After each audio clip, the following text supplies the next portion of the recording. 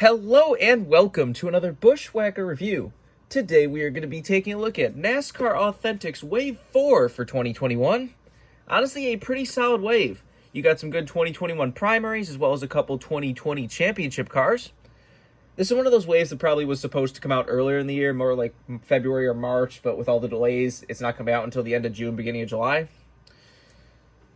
But not a bad wave at all, some good standards. Why don't we just hop right into it and start with Michael Annette's Pilot Flying J Camaro for the NASCAR Xfinity Series. It's good to get a Michael Annette car in Authentics.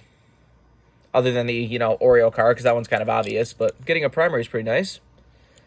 I really hope they offer that car that he was supposed to run the last couple weeks, that both Austin Dillon and Josh Berry ran, which is that spicy chicken car. Just has a giant picture of a spicy chicken sandwich on the side. I would love for that to exist as a diecast. They're probably not going to offer it, but that's just really cool. But anyways, this Pilot's, primary is not too bad either. Got the bright red with the yellow and the white. The Pilot Flying J cars have always looked pretty nice. I mean, this sponsor is the only reason that he still has this ride. Honestly, the fact that Austin Dillon hops in his car and, honestly contends for the win pretty quickly is hilarious. That just really shows some things, but that's a story for another day. Not a bad choice of car.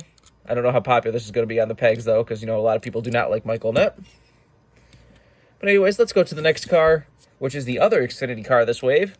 We've got Austin Cindric's Money Lion Xfinity Series Championship car.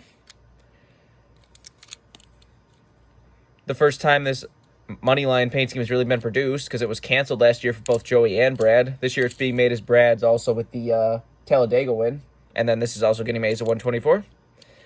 This one is kind of strange, too, because he never actually raced this during the playoffs last year. Once the playoffs hit, he never had Money Lion once. He said he won the championship with the Menards car last year at Phoenix. So it's very strange that they chose the Money Lion car. I mean, that's kind of was his primary throughout the year, but just kind of odd because he never actually ran it once in playoffs. Does have the playoff markings. You got your red splitter, your red spoiler, has the logo on the roof, and has the number 1, as well as the playoff Xfinity Series logo. I really do love this new Money Lion car. It's really sweet. I'm glad it's finally getting produced in diecast form. The 124 scale diecast should be on the brand new Mustang mold they're making in 124. Can't wait to see how that turns out from Lionel. As far as I can tell, this is still just on the old Mustang mold. Definitely a nice choice. We do need more Austin Cindric in the Authentics line. Next up, we got another Penske car. We got Brad Keselowski's number 2 Discount Tire primary. Of course, if you don't know, they kept the throwback from Darlington last year as the new primary. It was just more popular and looks better than their current primary, so they kept it. I'm really happy they did. It does look a lot better. And this will be Brad Keselowski's final Penske primary, since he's going to do that whole Roush thing next year, which I think they're finally actually going to announce in a couple days. It's been rumored for like months, and pretty much everyone knew it was certain up until, a week ago when they announced that he was leaving, and they announced Cindric was in the 2 car. This is a nice paint scheme, but I do hope with Cindric that maybe they try to do paint scheme. I mean, Cindric ran this paint scheme in the Xfinity Series already. Has he run a Discount Tire this year yet? I can't think if he actually had this paint scheme like the throwback in Xfinity this year, or he hasn't actually run Discount Tire at all this year yet. But always good to get a Penske primary. And, I said, primary should always be in Authentics. Some of them do stay the same, but any of the top drivers' primaries, I think, should be in Authentics every single year, even if they don't change. But maybe that's just me. But definitely not a bad choice. Next up, we've got Ryan Blaney's Menards Moen Ford for 2021. He ended up racing this car at Kansas this year. As I've said in the past, I do really enjoy how they do keep choosing different hood sponsors for all these Menards cars every year. Hopefully they continue that. It makes it so you have a really cool set. Instead of having like all of them be the same hood sponsor or something, you have a bunch of nice collection of different hoods between him and Benedetto in the 21. Said some people don't like the Menards cars. I've always absolutely loved the Menards cars. I love that bright neon yellow. And this paint scheme works really well because you have all the different colors highlighted too, as opposed to that original one where it was solid yellow with none of the colors. Well, that one's got a couple colored hoods, but I do like how the colors actually get integrated into the paint scheme with this current primary that he's had since 2019. Definitely would not be mad if this stayed for a few more years. But Ryan Blaney's always a good choice, and like I said in the last video, I definitely do prefer having the Menards car as opposed to that Dex Imaging car, because that one is just not really exciting, but having the Menards car with the different hood sponsors is. Next up, we've got Matt Benedetto in the number 21 Ford Motorcraft car for Wood Brothers. Got the classic, iconic Wood Brother paint scheme right here. Obviously, he is also out of this ride next year. I don't know why so many people are kind of confused by that. It's like Harrison Burton has won races in Xfinity, and I think Harrison's even won a truck race or two, hasn't he? It's a no-brainer that you want somebody that actually win races, because Matty Benedetto still doesn't have a single win in any series. None of the top 3 series does Benedetto have a single win in. You can't keep going this long without having a single win, or he doesn't even have a sponsor. Like Harrison Burton also brings Dex Imaging as a sponsor to the Wood Brothers. And since they're already at Penske, that's already kind of a connection that's there, too. Like, I know some people really like Benedetto. He's a really nice guy, fun guy, a really likable guy. But, like, you can't just keep going like this without winning a single race. I think he knows that because he's coming closer lately. Like, he had a really fast car at Road America, and then, he's been in contention the last couple plate track races. So maybe he can, win a race for the end of the year. I think now, if he really wants a good ride next year, he needs to win a race before the end of the year. I don't know how you accomplish that, but it needs to happen.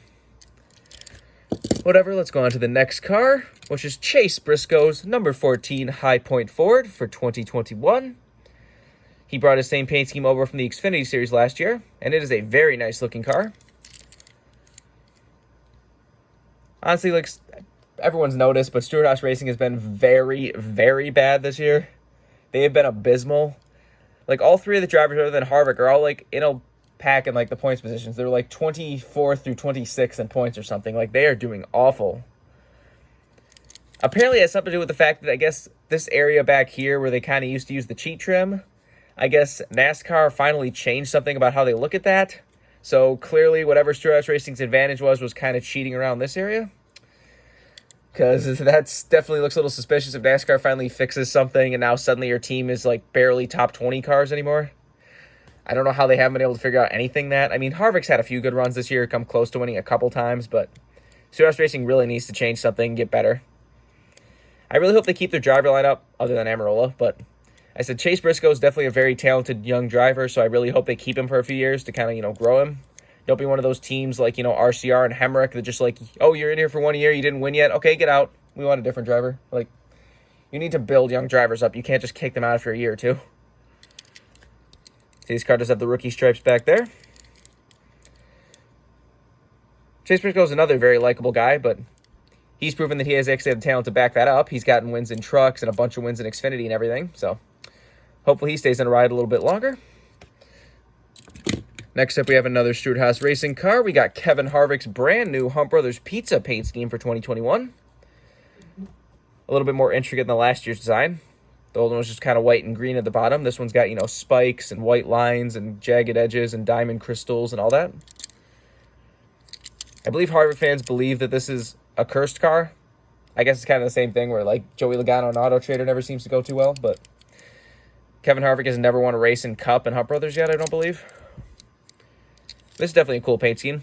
Hunt Brothers is definitely a fun sponsor. I know it's not the best pizza, but having a pizza sponsor in NASCAR for all these years is definitely cool.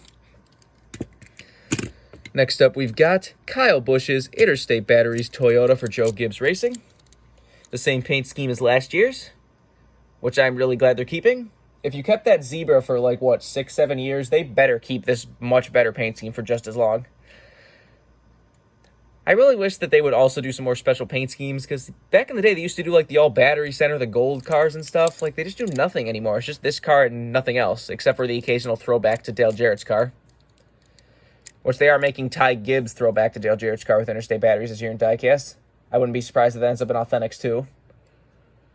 Which, on another note, can they please branch out a little already? That original Interstate Batteries Dale Jarrett paint scheme is a really cool car, but why do they refuse to run Bobby Labonte's 2000 championship Interstate Batteries car or anything? It's anytime they want a throwback, it's just the same old paint scheme over and over again. You see this one does have the 30th anniversary logo for Joe Gibbs Racing Interstate Batteries. That's a nice touch. Same thing as last year. I do also wish it was just this Interstate Batteries logo as the big part on the hood instead of this text and the little logo. I don't know why they're so intricated into, using just the text logo. But definitely a cool car. Glad to get an Authentics again. And last but not least for the wave, we've got Sheldon Creed's Chevy Accessories Championship winning truck from last year. Does have the roof logo and, of course, all of the little details with the splitter and the spoiler and all that. Sheldon Creed really didn't even get diecast until this past year. They always kind of skipped his cars once he won that Daytona road course race. They actually offered his diecast, and then now he's also getting, the raced version for Phoenix, the Daytona one, and this championship one. Or did this championship one get canceled in 124? I honestly can't remember. It might have gotten canceled, but